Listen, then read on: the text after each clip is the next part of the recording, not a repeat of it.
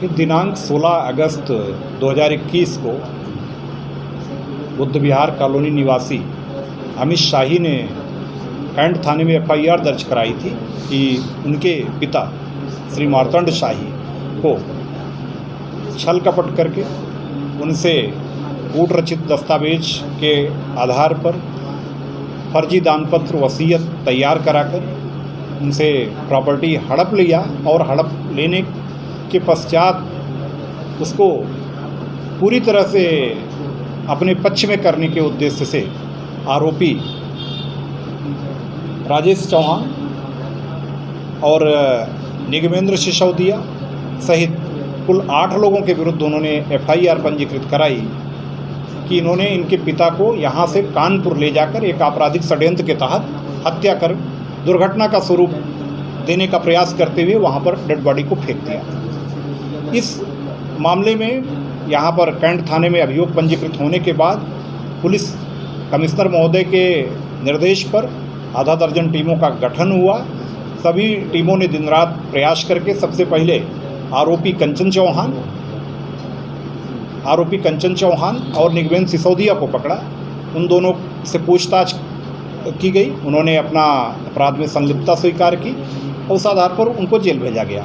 इसके पश्चात आज आरोपी राजेश चौहान, सुबोध द्विवेदी और रमेश यादव, ये तीनों भी जो एफआईआर के नामजद आरोपी हैं। और सबसे बड़ी बात यह है कि इसमें पूरे घटनाक्रम का सूत्रधार राजेश चौहान है, मुख्य आरोपी, वो भी आज पकड़ा गया है।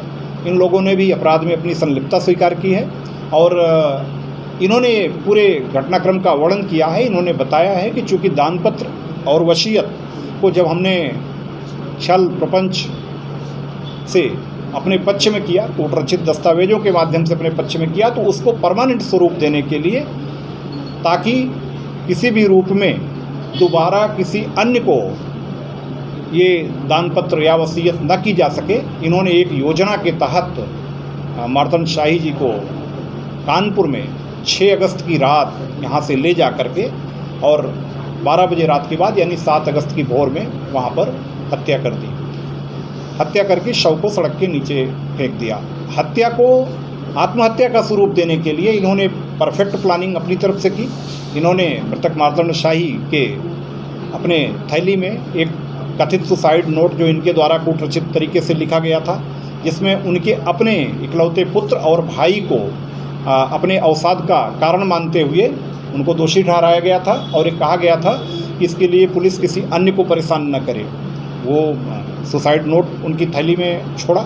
इसके साथ ही साथ इन्होंने एक बस का टिकट यहाँ से खरीद कर ले गए थे, जो बस यहाँ से कानपुर जानी थी। उद्देश्य यह था कि जिससे प्रतीत हो कि ये बस से कानपुर आए। उनके थैली में नींद की गोलियाँ, एक पूरे कह सकते हैं कि 10 का जो पैकेट था, उसमें से 8 गोलियाँ निकली हुई थी, 2 गोलियाँ बची थी, उनको भी रखा, जिससे ये लगे कि नींद की गोली खाने के बाद इन्होंने आत्महत्या की।